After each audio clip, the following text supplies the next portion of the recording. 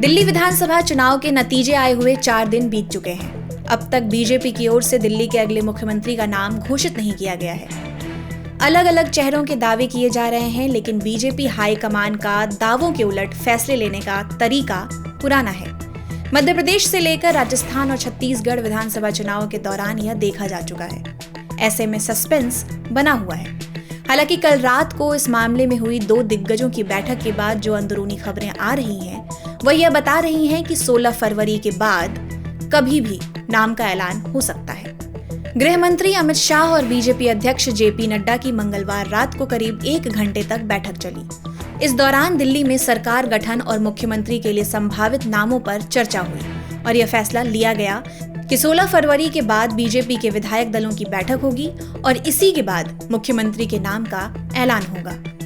अमित शाह से हुई मुलाकात से पहले जेपी नड्डा दिल्ली के कुछ विधायकों से भी मिले थे। सूत्रों के मुताबिक उन्होंने इन विधायकों से मुलाकात कर सीएम के नाम को लेकर उनका मन टटोला था। हालांकि विधायकों ने इसे शिष्टाचार भेंट बताया था।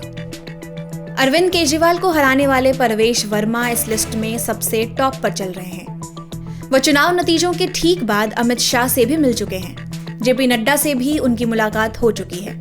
हालांकि परवेश वर्मा खुद इस बात से इनकार करते हैं कि वो मुख्यमंत्री बनने की रेस में सबसे आगे हैं।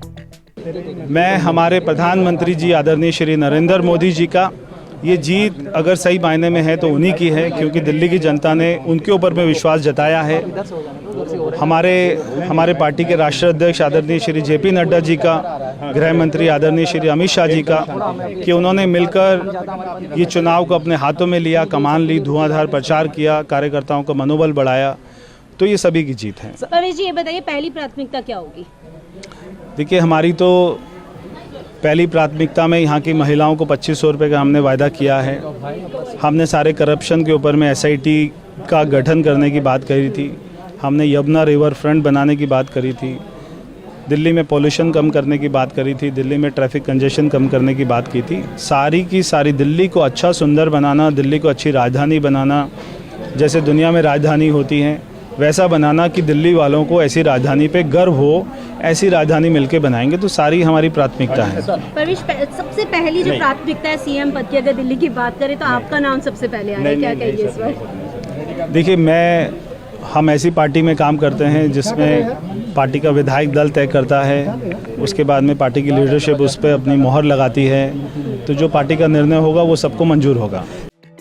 मोहन सिंह बिष्ट का नाम भी मुख्यमंत्री उम्मीदवार के तौर पर लिया जा रहा है, जिन्होंने मुस्तफाबाद में जीत दर्ज की है। खबरें यह भी हैं कि बीजेपी दिल्ली में महिला मुख्यमंत्री दे सकती है। ऐसा इसलिए भी है क्योंकि वर्तमान में बीजेपी शासित राज्यों में एक भी महिला मुख्यमंत्री नहीं है। ऐसे में ग्रेटर कैलाश सीट से सौरभ भारद्वाज को पटकनी देने वाली शिखा रॉय की दावेदारी मजबूत नजर आती है। वजीरपुर विधायक पूनम शर्मा और नजफगढ़ विधायक नीलम पहलवान का भी नाम शामिल है। कुछ बातें जो स्पष्ट तौर पर कही जा रही हैं वह यह है कि दिल्ली का मुख्यमंत्री इस बार चुने गए विधायकों में से ही होगा, यानी सांसदों या बाहर से किसी को लाकर यह जिम्मेदारी नहीं दी जाएगी। कहा यह भी जा रहा है कि बीजेपी इस साल होने वाले बिहार चुनाव को देखते हुए दिल्ली में कोई पूर्वांचल बैकग्राउंड वाला सीएम दे सकती है। वैसे कहा जा रहा है कि पीएम मोदी के अमेरिका से लौटते ही दिल्ली के मुख्यमंत्री के नाम का ऐलान कर दिया जाएगा।